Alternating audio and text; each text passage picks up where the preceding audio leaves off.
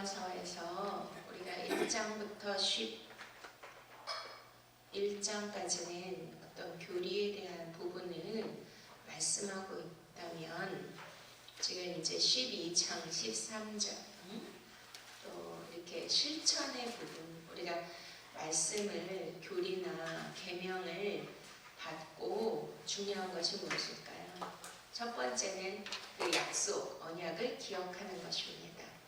기억하는 것이고 마음에 두시고 또 항상 말씀을 묵상하시고 그리고 하나님의 뜻이 무엇인지를 가슴에 깊이 새기고 우리가 늘 그 말씀을 따르도록 우리가 기억하면서 두 번째는 그것을 실행에 옮겨야 된다는 것입니다.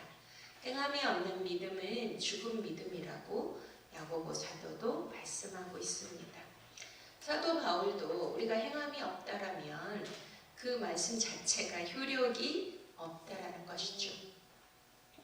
특별히 우리가 크리스찬, 기독교는 이제 우리가 크리스찬으로서의 삶, 진리로 살아내는 것, 또 본을 보여야 되는 것이 가장 중요하다고 생각을 합니다. 자기 혼자 믿고 자기 혼자 말씀을 안다고 해서 되는 것이 아니라 우리는 너희는 세상에 나가서 빛과 소금의 역할을 감당하라고 말씀하고 있습니다. 보여지는 것이죠. 나타나지는 것이죠. 믿음은 추상적인 거지만 보여지는 것입니다. 그래서 우리의 그 행동이 나타나지는 것이 그것이 이제 열매로 나타나는데요. 요즘은 전도라는 것이 굉장히 어렵잖아요. 더군다나 이제 코로나 사건을 통하여 교회가 이러한 바이러스를 발생하고 전염시키는 근원지처럼 그렇게 잘못 인식이 되어서 굉장히 혐오의 대상이 되어져가는 그러한 안타까운 현실에 있습니다. 그렇기 때문에 더욱더 크리스천으로서 모범을 보여야 되고 또 세상에서 정말 예수 그리스도의 영광을 드러내기 위해서는 예수님이 가신 그 길을 가야 되는 줄로 믿습니다. 그분이 행하신 그 희생과 사랑과 섬김, 봉사 이걸 통하여 사람들에게 예수님이 누구신가를 보여줄 수 있는 저와 여러분이 되시기를 축복합니다. 오늘은 특별히 우리가 말씀을 각 사람은 위에 있는 권세들에게 굴복하라 이렇게 말씀으로 시작하고 있습니다. 권세는 하나님께로 나지 않음이 없나니 모든 권세는 다 하나님의 정하실 바라. 이게 참 어려운 말씀인데요. 이제 그 위에 있는 권세들에게 굴복하라. 그러니까 영적인 어떤 권위자와 하나님이 세워주신 그 리더, 그 권세 거기에 굴복하라. 그러면 참 어려움이 없겠죠. 갈등이. 그런데 오늘의 말씀은 크리스찬들이 가져야 하는 국가관에 대하여 말씀하고 있습니다. 그래서 각 사람 위에 있는 권세들에게 굴복하라. 이 말씀은 바로 국가, 우리가 이제 나라라는 국가가 형성되려면 통치가 있어야 되잖아요. 또 영토가 있어야 되고 국민이 있어야 되는데 항상 이 소사이어티, 이런 공동체나 사회, 또 국가, 또 옛날에는 어떤 부족사회, 또 작게는 가정 이런 공동체 안에서는 항상 다스리는 자가 있고 권세가 있다라는 것입니다. 그거 왜 있을까요? 만약 권세자, 다스리는 자, 통치자가 없다라면 이 사회와 이 국가는 어떻게 될까요? 모든 것이 다 무너지고 엉망진창이 되겠죠. 그리고 완전한 무질서 안에 혼돈과 혼미한 상태로 될 것입니다. 그래서 이제 하나님의 나라의 질서가 굉장히 중요한데요. 그렇기 때문에 하나님은 질서라는 틀 안에서 모든 것을 보시고 또 그 틀을 정하셨기 때문에 국가도 지도자도 하나님이 그 권세를 인정하고 계시는 것입니다. 자, 그러면 아이러니하게도 우리는 하나님의 나라가 있고 세상 나라가 있잖아요. 그냥 세상에 속해서 사는 사람들은 그냥 법과 질서에 따라 그냥 순응하면서 살면 됩니다.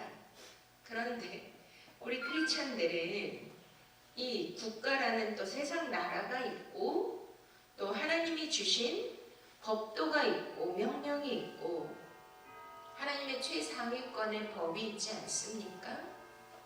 그리고 또 하나님의 나라에서 지켜져야 되는 질서가 있는데 그런 것들이 어떻게 돼요? 상충되고 대적하고 서로 부딪히고 갈등하고 있습니다. 그럼 참 이런 것들이 혼돈이 되고 어떤 것을 따라야 되는지 그것이 헷갈리고 잘 모를 때가 있지 않습니까?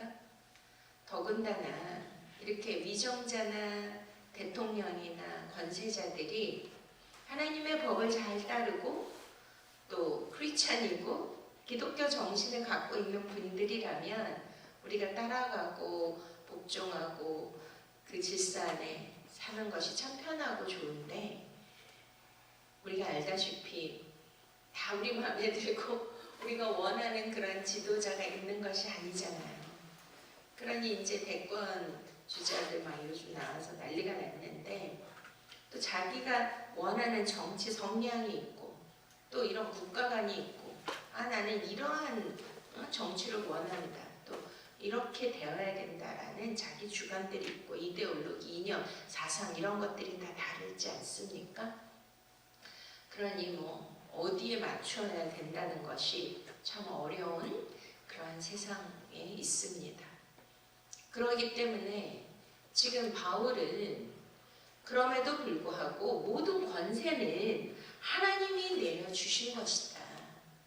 모든 권세는 하나님께로서 나지 않음이 없으니 모든 권세는 다 하나님이 정하신 바이기 때문에 그 국가 권력에 우리가 복종을 해야 된다라고 말씀하고 있습니다. 그럼 다행히 우리는 민주주의, 자유민주주의 국가에 살고 있어서 다행이지만 예를 들어서 이제 북한의 그런 독재, 공산권 그리고 그 전에 이제 독일의 나치, 히틀러 이런 악한 정권과 그러한 통치에도 그 권세에도 무조건 항복하고 다스림을 받아야 하는가 이러한 의문점이 있지 않겠습니까? 자, 이것은 굉장히 좀 갈등할 수 있는 부분들인데요. 우리가 이것을 그냥 문자적으로 또 세상적인 어떠한 상황으로만 볼 것인가 아니면 성경이기 때문에 이 모든 그 안에 하나님의 의도와 하나님께서 우리에게 주시고자 하는 영적 원리와 메시지가 있는가를 우리는 살펴보아야 할 것입니다. 그렇다면 지금 쭉 성경은 어느 나라를 특별히 택하셔서 그 나라에서 이루어지는 모든 역사를 기록하고 있습니다. 그 나라가 어디예요? 이스라엘이라는 나라입니다. 왜 이스라엘이라는 나라를 선택하셔서 성경의 모든 지금 구약이 거의 이스라엘의 역사잖아요. 그리고 또 선지자들을 통하여 하나님이 이스라엘에게 말씀하신 내용이며 사복음서도 이스라엘 유대 땅에서 일어난 일입니다. 예수 그리스도께서 하늘 보좌를 버리시고 인간의 모양으로 내려오신 곳이 바로 이스라엘 유대 땅입니다. 거기서 복음을 전하셨고 지금 기록한 사도 바울도 유대인입니다. 그러면 그들의 나라의 그 모형을 통하여 하나님은 국가관을 또 하나님의 백성을 대표하는 이스라엘 그러면 저와 여러분이 로마서를 통하여 말씀하는 것이 아브라함에게서 났다. 그럼 아브라함이 우리의 믿음의 조상이고 그리고 우리는 영적 이스라엘이라고 말씀하고 있습니다. 그런 틀 안에서 볼 때 죄송합니다. 이스라엘 역사에서 일어난 그 모든 사건들 또 역사 안에서 하나님의 그 통치하심을 우리가 살펴볼 때 하나님의 뜻과 의도는 무엇인가를 먼저 그것이 기준이 되어야 될 줄로 믿습니다. 하나님은 그러니까 타락에서부터 시작했잖아요. 그 성경에 이제 하나님이 첫 번째 창조하신 인간이 아담과 하와인데 바로 타락을 해서 하나님의 나라가 에덴이지 않습니까? 근데 그 에덴에서 하나님은 내쫓으셨어요. 세상 가운데로. 그 저주가 임했는데 죄로 인하여 그 죄라는 것은 하나님의 말씀 명령을 거역한 것입니다. 불순종한 것입니다. 그러면은 첫 번째가 뭐예요? 인류의 첫 번째 죄가 정말 통치자, 권세자는 누구란 뜻입니까? 창조주 하나님인 것을 믿으십니까? 근데 그 하나님의 명령, 권세에서 권세라는 거는 그거를 복종해야 될 때 그 권세가 권세가 되는 것이죠. 근데 그것을 불순종하고 그리고 그 권세에 의하여 내쫓김을 당했습니다. 그 죄의 결과, 우리 죄의 결과는 사망인데요. 그 선악과를 먹으면 정령 죽으리라 말씀하셨습니다. 그 이후에 이제 남자들은 막 땀을 흘리고 수고를 해야 그 수산물을 먹을 수 있고 여자들은 생명을 잉태하고 해산하는 그런 수고를 해야 되었던 것입니다. 그래서 이제 쭉 지나서 하나님은 가인과 아벨의 그 이제 또 세 후손들과 그리고 가인의 후예들을 딱 나누십니다. 그래서 족보가 굉장히 중요한데요. 그러면은 두 영역의 나라가 존재한다는 것을 우리가 알 수 있죠. 하나는 세 후손들은 의인의 반열. 그래서 그 중에 누가 나왔어요? 노아가 나왔죠. 노아가 그 당대의 의인이었더라. 그러니까 하나님이 이제 의인이라고 말씀하신 것은 그들이 바로 영의 사람이라는 거죠. 가인은 이제 육의 사람들. 하나님은 영과 육으로 나누시는 것을 우리가 볼 수가 있습니다. 그래서 노아 때에 이제 막 섞여서 살았는데 우리가 창세기 6장을 보면 그 하나님의 아들들이 사람의 딸들의 아름다움을 보고 들어와서 육체가 됨이라 설명하고 있습니다. 그러니까 영의 사람, 하나님의 자녀들, 영의 백성들이 인간 세속적인 세상 사람들의 추구하는 모든 가치관과 세계관, 그들이 좋아하는 쾌락과 아름다움, 겉으로 보여지는 그런 모든 것들을 다 취할 때 같이 섞여버리는 것이죠. 영의 사람이 육의 사람을 육체가 됨이니라.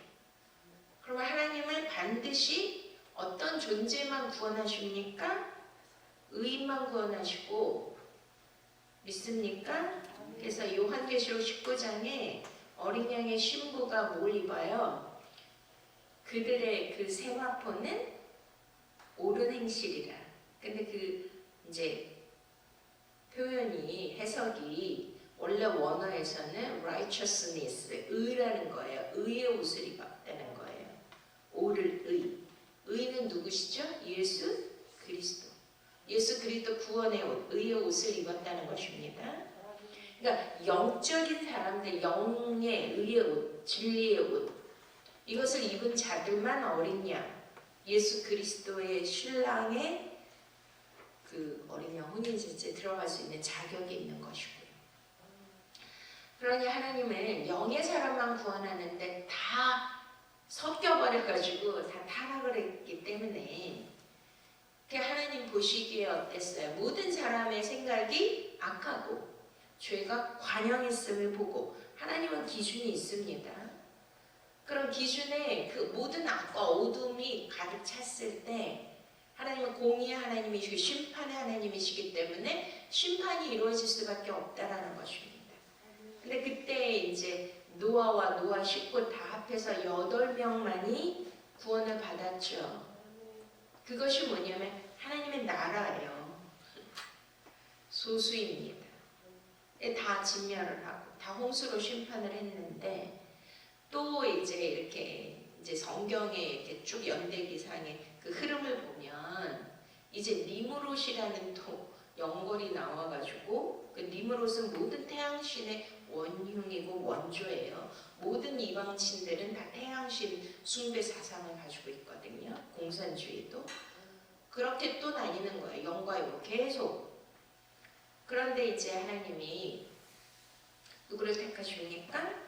갈대아 우르에서 아브라함을 택하셔서 아브라함을 통한 창세기 12장부터 이제 하나님의 민족들을 형성해 나가시는 것을 우리는 성경을 통하여 볼 수가 있습니다. 그래서 드디어 이제 아브라함은 자녀가 없었지만 하나님의 언약의 백성으로서 약속을 하시죠. 너에게 아들을 주리라. 그 아들 이름이 뭐냐면 약속의 아들 이삭입니다. 이삭은 예수 그리스도의 표상이죠. 그 다음에 야곱을 통하여 12지파가 형성이 됐고 그 중에 11번째 아들 요셉을 통하여 이제 그가 애굽에 팔려감으로 흉년이 들게 하시고 그 애굽에서 요셉이 누가 되죠? 총리가 됩니다. 그리고 이스라엘 백성의 이제 모태가 되는 야곱의 가족들 출애굽기를 보면 70명이 들어갔다 그래요. 70명이 이제 그런 이제 종자 씨같이 돼서 어느 나라에서 이방 나라인 애굽에서 하나님의 백성들이 민족으로 만들어지는 것이죠. 이게 좀 이해가 안 되죠. 우리가 창세기 15장을 보시면 창세기 15장 한번 보실까요? 하나님이 미리도 아브라함에게 약속을 하신 거예요. 근데 참 이상하죠. 하나님이 우리에게 나타나셔서 약속하실 때 좋은 것만 주셔야 되는데 복을 주시면서 그 복을 어떻게 이루시는가를 하나님은 말씀해 주십니다. 이제 5절 그를 이끌고 밖으로 나가리시되 하늘을 우러러 목별을 셀 수 있나 보라. 또 그에게 이르시되 내 자손이 이와 같으리라. 그러면서 이제 이렇게 많은 땅과 자손을 주시겠다 그렇게 말씀을 하시는데 그가 너무 좋잖아요. 근데 거기에 조건이 뭐냐면 자 13절 여호와께서 아브라함에게 이르시되 너는 반드시 알라 네 자손이 이방에서 계기되어 자 이방은 어디예요? 애굽입니다.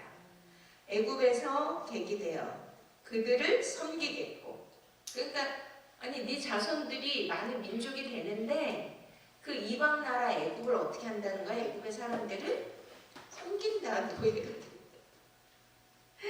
그것도 몇 년 동안요? 그들은 400년 동안 네 자손을 괴롭히리. 아니 이거 좀 이해가 되십니까? 아니 하나님의 아브라함을 믿음의 조상으로 선택하시고 나라와 민족을 주시고 막 하늘에 목별을 세워보아라 막 저렇게 네 자손이 많아질 것이다 땅을 줄 것이다 막 와 이런 어마어마한 축복을 주시는데 바로 또 뭐라 그래요? 네 자손들은 이방 나라에 가서 계기되고 그들을 섬기고 노예와 종살이를 할 것이다. 그것도 잠깐 다니고 400년 동안. 이거는 축복이에요. 저주예요. 진짜 우리가 성경을 읽다 보면 참으로 인간의 사고방식으로 이성으로는 이해가 안 되는 것이 너무나 많습니다. 근데 중요한 것이 있습니다. 우리도 이제 인생을 살고 있잖아요. 그러면 지금 내 눈앞에 있는 현실의 문제, 근시안적인 이거를 보면 때때로는 정말 하나님이 계신가? 하나님 나와 함께 하시는 건가? 이게 하나님 뜻이 맞나? 하나님이 인도하시는가? 라고 의심이 들고 의문점이 들 때가 또 이해가 안 갈 때가 참으로 많이 있습니다. 그런데 성경 전체를 주시고 이스라엘 역사를 주신 이유가 뭘까요? 우리가 근시안적으로만 보고 판단해서는 절대 안 된다는 거예요. 이미도 하나님은 아브라함을 한 개인을 택하셔서 이스라엘이라는 민족과 나라의 운명과 미래와 메시아의 도래하심과 그 이스라엘의 모든 것이 어떻게 이루어지며 역사가 진행되어질 것인가에 대하여 하나님 먼저 말씀하시잖아요. 그럼 하나님의 계획이 있음을 믿으십니까? 그럼 하나님은 전체 드라마를 이미 완성하신 거예요. 인류 역사, 인류 경영의 역사에 대한 그 모든 원고 드라마가 다 완성이 돼 있고요. 그러면 저와 여러분의 인생의 드라마도 다 완성이 하나님 안에선 되어 있습니다. 그러면 뭘 봐야 돼요? 역사라는 것은 큰 그림입니다. 과거에 일어난 모든 지금까지 2000몇 년도, 2021년도까지 진행되었던 모든 과거의 그 역사를 볼 때 하나님이 어떻게 나라들을, 민족들을 이끌어 가셨는가를 우리는 알 수가 있습니다. 그러면은 이 성경을 통하여 하나님의 섭리가 무엇이며 하나님의 구원의 계획이 무엇인가를 뭘로 봐야 돼요? 큰 그림의 틀 안에서 하나님의 관점에서 모든 것을 볼 때 우리가 미래의 우리의 결론은 어떻게 되어질 것인가까지 다 나오는 것입니다. 그러면 하나님은 아브라함을 택하셨을 때 너의 자손들에게 분명히 복을 줄 것이기 때문에 하나님이 이 언약을 하시는 것이 아니겠습니까? 근데 어려움이 뭐예요? 이해가 안 되는 거는 그 흘러가는 과정 안에서 일어나는 그런 일들이 그냥 평탄하게 되고 모든 게 순조롭게 되고 모든 게 정말 병통의 대로같이 쫙 가가지고 하나님 복을 주시고 모든 게 그냥 다 좋게 해피엔딩 끝나고 모든 과정도 다 너무나 그냥 하나님 간섭하심으로 잘 되면 그것처럼 좋은 게 어디 있겠어요. 그게 다 우리의 원하는 바인데 반드시 그 안에 뭐가 따르기 때문에 어려운 것일까요? 고난과 연단, 훈련. 하나님의 백성을 연단하여 정금같이 만들기 위한 하나님의 계획이 있다는 것을 우리가 그거를 먼저 인식해야 되고 그 하나님의 마음을 붙드셔야 됩니다. 아멘. 결단코 육체가 된 자들, 섞인 자들을 하나님은 원하시지 않아요. 우리가 아까 찬양했잖아요. 거룩하신 영원하신 하나님은 거룩하십니다. 그렇기 때문에 저와 여러분도 내가 거룩하니 너희도 거룩하라. 할렐루야. 하나님의 뜻은 우리가 이 땅에서 잘 먹고 잘 살고 잘 되고 그것이 하나님의 목적이 아니고 하나님의 뜻은 우리가 이 땅에서 이 세상이라는 나라 통치와 다스림 안에서 뭐를 얻기를 원하는 거예요? 거룩한 영적인 하나님의 자녀가 예수 그리스도의 거룩한 신부가 되기를 원하는 것이 하나님의 뜻인 줄 믿으십니까? 아멘. 그래서 이렇게 약속을 하셨는데 우리가 이제 큰 그림에서 보면 그러면 하나님은 이스라엘 백성 분명히 사랑하시고 눈동자라 그랬어요. 그렇게 아끼고 사랑하시는데 자 하나님의 나라 민족을 만드시기 위하여 애굽이라는 그 풀무불 가운데서 400년 동안 430년 동안 4대 만에 너희가 이끌고 나오리라. 그 안에서 뭘 만드신 거죠? 이방 나라 안에서 억압과 통치 안에서 뭘 만드신 거예요? 하나님의 백성과 민족을 만드신 거예요. 그래서 70명으로 들어왔다가 나갈 때 출애굽할 때는 200만 장정만. 그러면 아녀자 다 합해서 한 600만. 와 어마어마하죠. 그래가지고 막 바로가 나중에 막 남자 아이들 다 죽여라 그러잖아요. 왜냐면 이스라엘 백성들이 받은 복은 생육 번성 충만이에요. 그래서 애굽이라는 그런 억압 속에서도 이스라엘 여인들의 엄마들은 그냥 그 생산이 너무나 강력하고 막 번성하여 산파가 오기도 전에 애를 낳고 이렇게 해서 그 생명을 멈출 수가 없는 거예요. 그러니까 하나님 나라에서 하나님 중요하게 여기는 거는 가인의 후예들은 무슨 뭐 농업을 하고 무슨 뭐 기계를 만들고 엔터테인먼트, 상업가, 농업가, 뭐 군사, 뭐 산업 이런 모든 것들을 그냥 세상에서 필요한 인간들이 추구하는 모든 것들을 다 만들어내는 것으로 기록이 되어 있고요. 그 다음에 이제 창세기 5장에 보시고 6장에 보시면 뭐만 나와요? 5장에 족보만 나와요. 낳았더라. 그러니까 뭘 뜻하죠? 하나님의 나라는 생명을 중요시 여긴다는 거예요. 무엇을 인간이 어떤 거를 막 구축하고 만들어내고 막 멋진 그냥 유토피아 같은 세상을 만들어서 이 세상에서 잘 살게 하는 거, 그런 것이 하나님의 뜻이 아니고 이 세상에서는 하나님의 자녀들의 번성, 충만, 믿습니까? 생명, 이것을 하나님 중요시 여긴다는 것을 아실 수 있기 바랍니다. 그래서 애굽에서의 그들의 생활은 너무나 처참했고 탄압과 억압과 속박 속에서 울부짖으며 고난과 고통 속에서 살았지만 그 안에서 끊임없이 일어난 사건은 생명을 낳는 역사, 민족을 이루는 역사를 한 것입니다. 그래서 이제 민족이 탄생했죠. 자, 민족을 아까 얘기했잖아요. 국가라는 것이 형성되려면 통치권이 있어야 되고 영토가 있어야 되고 국민이 있어야 되는데 하나님의 나라의 통치는 누구예요? 바로 하나님이십니다. 믿습니까? 그러면 이제 백성이 필요하잖아요. 아브라함을 통하여, 의인 아브라함을 통하여 이제 백성을 애굽이라는 이방에서 그 압제와 억압에서 만들어내셨고, 그리고 이제 영토가 필요하니까 그들을 출애굽시켜서 가나안이라는 그 땅을 하나님 지정해 놓으셨어요. 이미도 아브라함 때 내가 그들로 이제 그 가나안 축복의 땅, 젖과 꿀이 흐르는 그 땅을 약속하셨잖아요. 그럼 뭐가 이루어진다는 비전을 주신 거죠? 하나님의 국가, 하나님의 나라를 이루어 주시겠다는 것이 아브라함과의 언약입니다. 근데 우리가 성경의 역사를 보면 그렇게 그게 뭐 인간의 뜻대로 되어지고 우리가 바라는 그런 정말 희망과 소망이 넘치는 아름다운 국가가 된 것이 아니라 일단은 여호수아를 통하여서 이제 가나안 땅을 정복해서 이스라엘이 다윗 왕 때의 통일 왕국을 이루었고, 할렐루야.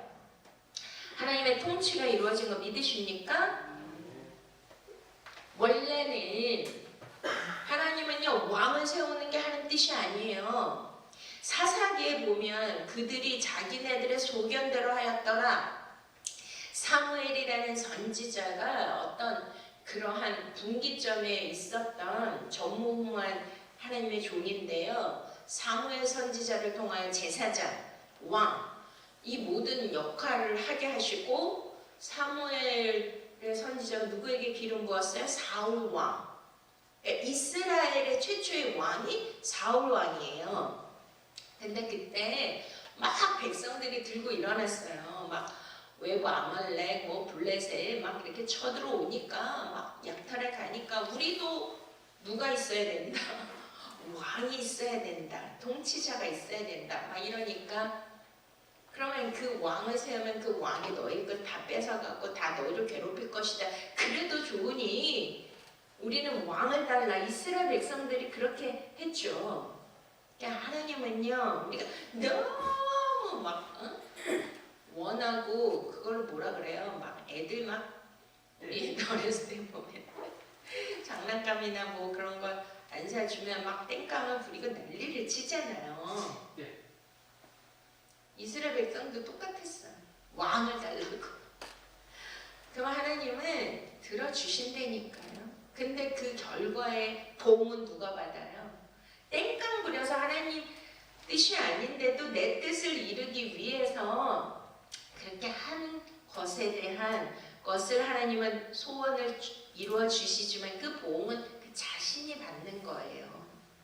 그래서 하나님이 사울 왕을 허락하셨는데 사울 왕이 하나님 뜻대로 하지 않아서 이미 내가 그를 버려놓으라 그랬죠. 사무엘이 오기도 전에 자기가 제사장 노릇을 하고 아말렉의 좋은 막 양과 이런 것들을 짐승들을 다 자기가 다 진멸을 해라 했는데 말을 안 들었잖아요.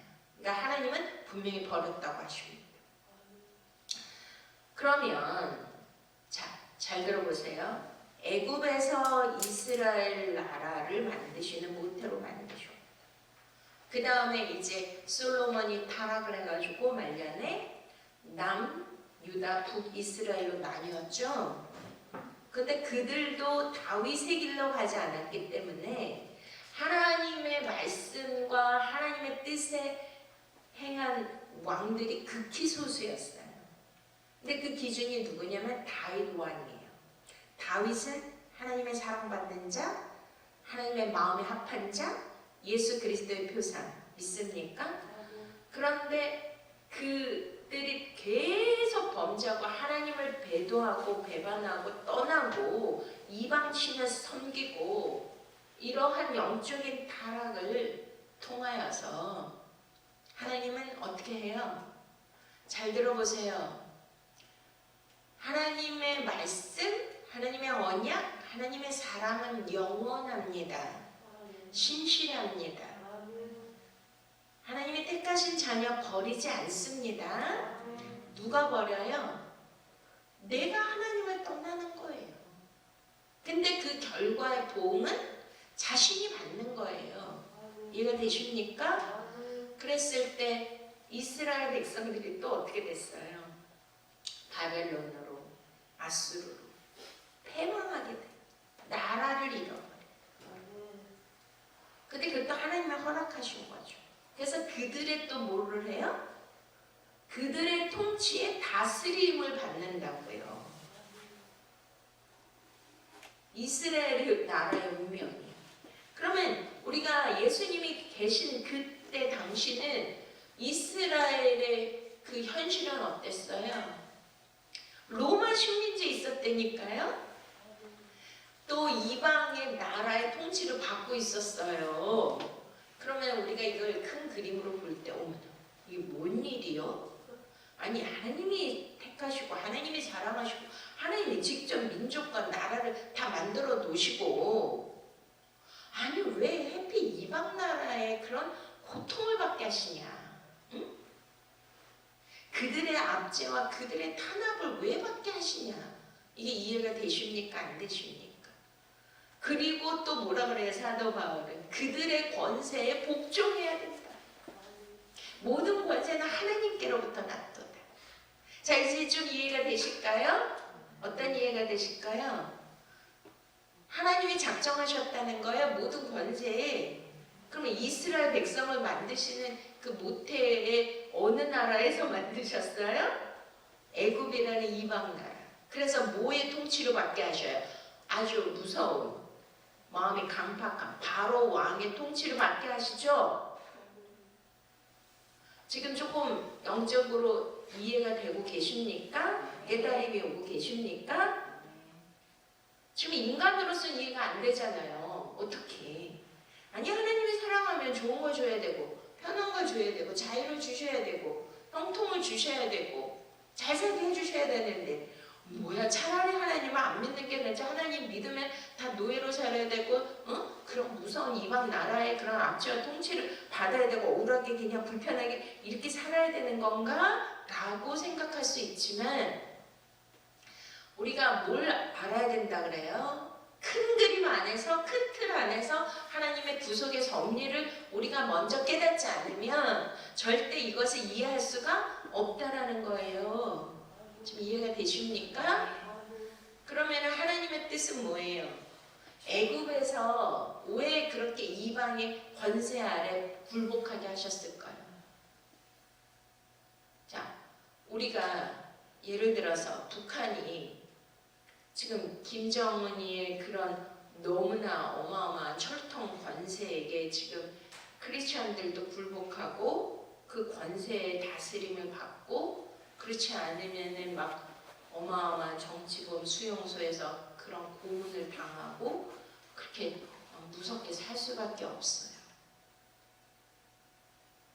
자, 그럼 한번 로마서로 다시 돌아가서 한번 보시겠습니다. 자, 2절. 그러므로 권세로 거스리는 자는 하나님의 명을 거스림이니 거스리는 자들은 심판을 자취하리라. 자, 지금 좀 이해가 되십니까? 그러니까 왜 하나님의 심판을 자취하는 거죠? 그 권세를 거스리면 하나님께서 그렇게 계획하신 거잖아요. 아브라함에게 이미도 민족이 나오기도 전에, 이삭이라는 아들이 나오기도 전에 그 자손들이 애굽에서 번성을 해가지고 애굽 나라의 그 강팍한 왕의 통치를 받고 거기에서 민족이 탄생해서 출애굽을 하게 될 것이다 라고 미리 말씀해 주셨잖아요. 그러면 우리가 원치 않는 권세자들의 그 밑에서 권세의 다스림을 받아야 되고 그 명을 순종해야 되는 것은 누구의 뜻인 거예요? 그 권세 위에 또 큰 권세, 진짜 권세는 누구시라는 것을 말씀해 주고 계시는 거예요. 하나님. 조금 이해가 되십니까? 지금 그 권세조차도 하나님의 다스림과 하나님의 통치하에 하나님이 그 권세를 허락하신 거예요. 왜요? 그 안에서 누구를 만드시기 위함입니까? 비겁하게 그럼 뭐 하나님의 법을 따라야 되고 하나님 뜻을 따라야 되는데 하나님 통치를 받아야 되는데 왜 우리가 세상 권력자 권세의 왕의 통치를 받아서 그렇게 살아야 됩니까? 그러면 하나님 뜻이 아니지 않습니까? 라고 할 수 있죠. 예를 들어서 코비드19 때문에 방역 조치 때문에 교회 문을 닫게 했어. 모이지 못하게 했어. 그래가지고 일부 교회들은 막 데모하고 난리가 났죠. 그러면 그렇게 해야 되는가? 저항을 해야 되는가? 아니면 그 나라의 통치의 법과 질서에 굴복을 해야 되는가? 라는 갈등이 있겠죠. 아니 예배가 우선이고 예배가 하나님을 따르려면 그 나라가 그렇게 그냥 우리를 압제하고 그럼 못하게 하는 거에 대해서 우리는 대항해야 되고 반항해야 되고 그것을 거스려야 되고 하나님의 법을 따라야 된다 이렇게 하는 게 맞는가? 그런 갈등이 있지 않겠습니까? 그런데 로마서 13장을 통하여 그것조차도 하나님 주신 권세이기 때문에 우리가 그거를 따라야 된다는 거예요. 그럼 영적인 큰 틀에서 보면 하나님은 항상 남은 자 알곡만 구원하시죠. 그러한 이방인의 통치 안에서도 그 권세를 받아요. 자, 그러면 여기에 한번 로마서 13장에 뭐가 나오냐면 자, 우리가 이제 6절부터 한번 읽겠습니다. 너희가 자 6절 13절 로마서 너희가 공세를 바치는 것도 이를 인함이라 저희가 하나님의 일꾼이 되어 바로 이 일에 항상 힘쓰느니라 모든 자에게 줄 것을 주의 공세를 받을 자에게 공세를 바치고 국세 받을 자에게 국세를 바치고 두려워하는 자를 두려워하며 존경할 자를 존경하라. 자, 그러면은 국세나 공세는 나라에서 세금을 걷는 건데 부당한 세금이나 이런 거 저도 이제 그런 케이스 중에 하나인데 막 어마어마한 세금 폭탄을 때리고 그냥 막 부당한 세금을 걷고 막 그런 거 너무 많이 있잖아요. 그래도 그거를 어떻게 해야 돼요? 해야 된다는 거예요. 그래서 마태복음 7장을 한번 보시겠습니다. 자, 그러면 예수님이 이때 당시 사셨잖아요. 로마 식민지의 그 억울한 통치 하에 유대인으로 사셨는데, 자, 예수님은 어떻게 하셨는가 한번 보시겠습니다. 자, 마태복음 17장 22절. 갈릴리에 모일 때 예수께서 제자들에게 이르시되 인자가 장차 사람들의 손에 넘기워 죽임을 당하고 제3일에 살아나리라 하시니 제자들이 심히 근심하니라. 자, 24절. 가버나움에 이르니 반세계 받는 자들이 베드로에게 나와 가로되 너희 선생이 반세계를 내지 아니하느냐. 가로되 내신다 하고 집에 들어가니 예수께서 먼저 가라사대 시몬아 네 생각은 어떠하냐. 세상 임금들이 네게 관사 정세로 받느냐 자기 아들에게냐 타인에게냐. 베드로가 가로되 타인에게니이다. 예수께서 가라사대 그러하면 아들들은 세를 면하리라. 그러나 우리가 저희로 오해케 하지 않기 위하여 네가 바다에 가서 낚시를 던져 먼저 오르는 고기를 가져 입을 열면 돈 한 세기라 얻을 것이니 가져다가 나와 너를 위하여 주라 하시니라. 아멘.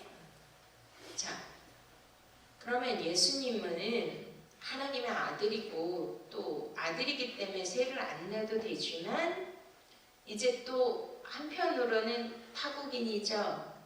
거기에 속박 속에 있는 유대인이라고요. 로마 식민지에. 그러니 거기에서 원하는 나라와 국가와 그 질서에서 원하는 것을 내야 된다. 왜? 오해를 받지 않기 위하여. 그러면 예수님 자신이 뭘 한 거예요? 그 질서 안에서 그 질서를 지키신 거죠. 그것이 부당한 것임을 아시고도 그거를 하신 거예요. 좀 이해가 되셨습니까? 자, 그러니 우리가 뭐 여호와의 증인인가 뭐 어디 무슨 때는 군대를 거부하고 막 이런 난리를 치고 이런 일이 있었잖아요. 그러면은 사실은 국가 공권력과 국가에서 우리를 법치 사회에서 보호해 주시는 여기 경찰 우리 고민정 원장님 경찰에 있잖아. 경찰은 아니고 거기에서 이제 일하시는데 그럼 경찰, 공권력, 그럼 법치 만약에 그런 거를 없으면 국민이 세금을 내는 이유가 뭐예요? 국민으로서의 보호를 받을 권리가 있죠. 그렇죠? 아니 만약에 저는 이제 많은 나라 다녀봤는데 와 진짜 대한민국 진짜 살기 좋은 나라예요.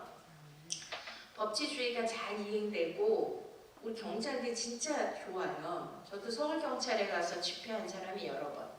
거기 교회에서 저 초청해가지고 광화문에. 근데 뭐냐면 다른 나라는요 무시해. 밤에 못 나가. 자유롭게 이렇게 다닐 수도 없고 유럽이나 이런 데 가면 막 속에다 어디다가 막 돈을 여권을 다 감추고 이러고 다녀야 돼. 그냥 다녔다가는 그냥 언제 어디서 뺏겼는지 다 훔쳐가고 다 없어지고 난리가 아니에요. 진짜 무서워요. 근데 우리나라는 그런 거 걱정 안 하고 살잖아요. 진짜 우리나라? 좋은 나라. 할렐루야. 아멘. 그럼 나라에서 국민을 보호해주고 세금을 내었지만 그걸 통하여서 우리가 그 안에서 보호받고 평화롭게 안전하게 살 수 있잖아요. 그것을 하나님이 허락하신 건데 그것을 우리가 반항하고 대항하고 그것을 거스리고 이거는 질서 안에서 하나님이 원치 않는 거예요. 좀 이해가 되십니까? 나라의 질서도 있고 또 교회라는 공동체 안에서의 질서도 있죠. 모든 권세는 하나님께로부터 온 것입니다. 믿습니까? 그럼 하나님으로부터 온 그 질서에 대항하고 반항하고 거역하고 거스리고 그것을 하나님이 안 좋아하세요. 그래서 항상 우리는 공동체라는 사회라는 그러한 모임과 질서 안에서 살 수밖에 없기 때문에 그런 것이 없으면 그래서 인간들은 옛날부터 뭐 부족 사회부터 뭐 그런 공동체 뭐 몇 명이 모여도 다 누가 있어요? 그 안에 리더가 있고, 이런 동물의 사회에서도 뭐 이렇게 호랑이나 이렇게 자기 혼자 사는 동물 말고는 이렇게 때로 공동체로 이렇게 모여 사는 그 때가 있잖아요. 기러기 때 요즘에 이제 막 철새가 날아가는데 기러기 때도 이제 막 이동을 할 때 보면 이렇게 가잖아요. 대열을. 그 맨 앞에 누가 있냐면 리더가 있는 거예요. 리더가 방향을 정하고 리더가 속도도 정하고 이런 모든 것을 주관하면서 나머지 모든 때를 다 인도하죠. 그러니까 그러면 그 자연의 뭐예요? 자연의 섭리. 누가 만드신 거죠? 창조주 하나님. 믿습니까? 그래서 우리가 이제 그런 것들을 살펴볼 때 우리가 그러한 질서를 무시하면 안 된다. 자, 한번 다시 한번 보시겠습니다. 우리가 3절 다스리는 자들은 선한 일에 대하여 두려움이 되지 않고 악한 일에 대하여 되나니 네가 권세를 두려워하지 아니하려느냐? 선을 행하라. 그리하면 그에게 칭찬을 받으리라. 자, 관원들은 선한 일에 대하여 두려움이 되지 않고 악한 일에 대하여 되나니. 그러니까 관원들이, 그러니까 우리가 예를 들어서 지금 위정자, 뭐 국회의원, 또 대통령 이런 거를 이제 국민들이 선출을 하는 거는 뭐예요? 그들이 정직과 또 국민 백성들을 사랑하는 그런 마음과 자기네들이 섬기고 희생 정신으로 어떻게 하라는 거죠? 선하게 어떤 공권력을 강제로 발휘하고 그런 권세를 이용해가지고 우리 백성들을 위협하고 막 세금을 갈취하고 그런 것이 아니라 그 공권력을 행하는 그 권세자들도 뭘 가져야 돼요? 두렵게 하면 안 돼요. 그러니까 부드러운 리더십, 섬김의 리더십으로 해야 된다는 거죠. 근데 만약에 그렇게 두려움이 되지 않고 악한 일에 대해서는 누가 악하게 하면 백성 중에 막 범죄자들 많이 있잖아요. 또 법을 악용하고 사기치고 그리고 막 사람들을 죽이고 겁탈하고 막 엄청난 이 질서라는 공권력이라는 이 통치의 질서가 없으면 막 그냥 너무나 무섭고 두려운 세상이 되지 않겠습니까? 불안하고? 그럼 그 악한 자들은 어디에나 존재하는 거예요. 그 공권력을 가진 관원들은 그 악한 자들에게는 어떻게 해야 돼요? 권세를 가지고 그들을 제압할 수 있으셔야 되죠? 믿습니까? 그래서 네가 권세를 두려워하지 아니하려느냐? 그러니까 우리도 그런 거에 대해서 악하게 악을 악으로 갚지 말고 악을 뭘로 갚아야 된다? 선으로 갚아야 된다. 그래서 선을 행하라. 그리하면 그에게 칭찬을 받으리라. 할렐루야. 자, 그 다음에 4절. 그는 하나님의 사자가 되어 네게 선을 이루는 자니라. 자, 우리가 그 통치에 우리가 순복하고 그 질서를 따르고 우리가 선행을 하면 그 자체가 뭐예요?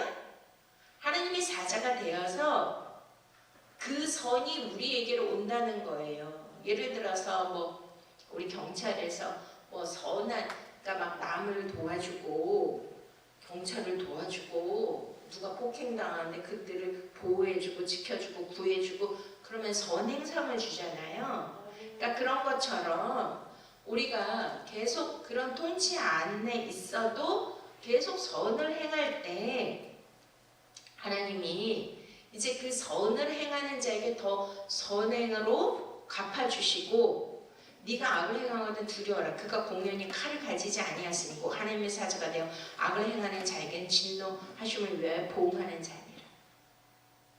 그러니까 법이라는 그러한 질서 안에서 그 법을 지키지 않는 것, 그게 뭐죠? 악한 자예요. 지금 말씀하시는 거는 이제 우리가 이 땅에서 세상에서 믿는 자로서 어떻게 살아야 되는 것인가에 대하여 사도 바울은 실천의 부분에 말씀해 주시고 적용의 부분에 대해서 우리에게 알려주시는 겁니다. 이해가 되셨어요? 그렇지만 요것만 보는 것이 아니라 우리는 아까 큰 틀 안에서 하나님은 하나님의 알곡과 하나님의 거룩한 백성을 만드시기 위한 하나님의 목적이잖아요.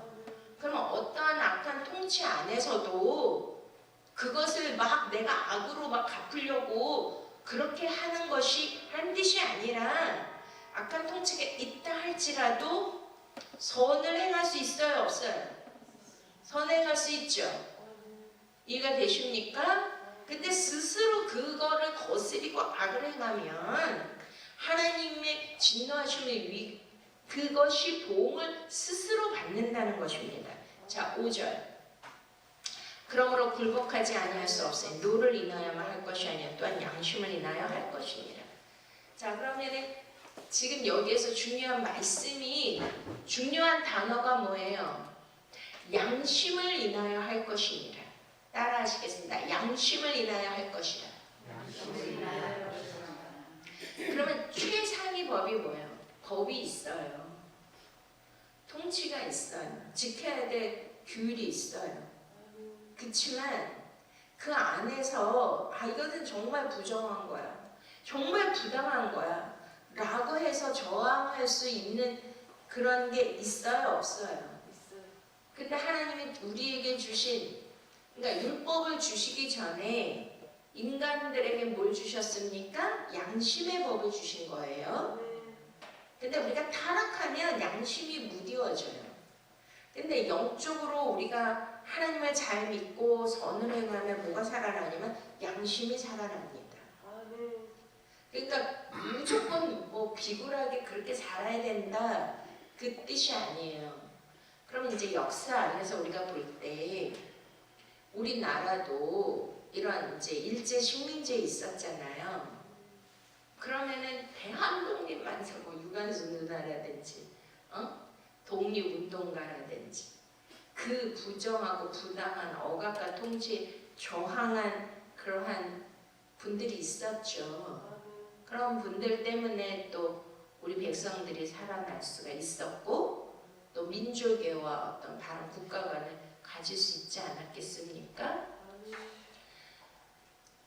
그리고 뭐 간디도 뭐 무저항주의 뭐 이런 이제 여러 가지로 우리가 양심의 법을 따라서 무조건적으로 비굴하게 그렇게 사는 것만은 아니다. 그러니까 사실은 좀 어려운 거예요, 말씀이. 크리스찬으로서 우리는 두 나라에 살고 있기 때문에 세상 나라와 하나님의 나라, 세상의 법의 통치를 받기도 하고 하나님의 법의 통치를 받기도 하고 살고 있기 때문에 끊임없는 갈등과 이러한 어려움이 있습니다. 근데 예를 들어서 나치 정권에서 히틀러가 진짜 그는 전쟁광이었고요. 그 역사를 잠깐 보면 그는 오스트리아에서 태어났는데 원래는 미술학도였는데 1차 대전 끝나고 군대에 들어가가지고선 이제 그 독일에 관한 그것을 보면서 와 독일인에 대한 우수성과 그런 거에 대한 그 민족의 그런 것이 너무 강하게 왔어요. 그러면서 이제 어떤 당에 들어갔는데 거기에서 연설을 엄청 잘했어. 말빨. 그래가지고 그때 이제 2차 대전 이후에 독일이 패망하고 어려움을 겪고 있을 때 막 자존감이 떨어질 때를 다 떨어져 있을 때 그러니까 이제 히틀러라는 그런 인물이 나타나가지고 독일 민족의 그 막 우수성과 독일이 최고다라는 그러한 자부심을 막 넣어주면서 막 그렇게 해서 당에서 최고 인기남이 됐고 그래서 이제 나중에 막 총리가 되고 이제 그거를 뽑는데 총독이라는 자리까지 올라가면서 세계 제2차 대전을 발발시키잖아요. 그러니 그때 막 인류 대학살이 일어난 거야. 예를 들면 그 어떤 미치광이 그 한 인물에 대하여, 그리고 그때 유대인들을 600만이라는 홀로코스트에서 죽이고. 그러면 그런 부당한 부정한 그 한 사람 때문에 마지막 전투에서 그 밑에 있는 그 저기 군인 최고 대장이 다 불태워라, 말이랑 뭐 어디를 다 불태우고 다 죽여라, 다 삭슬이 없애라. 이제 막 최후 전선에서 밀려나고 이제 죽음의 벼랑 끝에 있을 때 그 명령을 내렸는데 그 부하가 명령을 거슬렀어요. 그래서 나중에 이제 군사재판 들어갔을 때 왜 거슬렸냐? 그랬더니 나는 그때 이 미치광이 암살을 하고 막 이랬잖아요. 근데 나중에 실패해가지고선 이제 자살을 했는데 그 사람 하나로 인하여 그 명령을 내가 받으면 너무나 많은 죄 없는 정말 그러한 우리 선한 백성들까지 지금 단체로 어마어마한 인류 학살 다 죽게 되는데 도시 전체를 다 불태우고 다 죽이라고 했는데 뭐가 있었어요? 양심을 인하여 할 것입니다. 그러니까 무조건 복종하는 게 아니라니까요. 근데 이게 조금 어렵죠.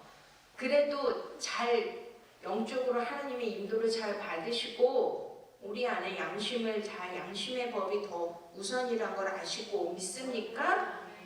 그가 불복종했을 때 그 많은 사람들을 죽음에서 건질 수 있었다는 거예요.